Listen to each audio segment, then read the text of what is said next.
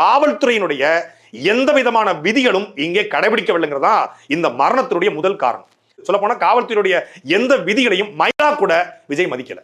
நீங்க ஒரு சந்துக்குள்ள காவல்துறை அனுமதி கொடுக்குது, சரி, சந்துக்குள்ள எனக்கு வந்தா பத்தாதுங்க, எனக்கு நெருக்கடி ஏற்படும் அப்படின்னு சொல்லி நீங்க ஒரு திடலை கேட்டுக்கணும். எத்தனை லட்சம் கட்டுவாங்க? அதிகபட்சம் 10 லட்சம். ஏங்க 1 கோடி கொடுக்குறீங்க, இந்த உயிர் வருமாங்க?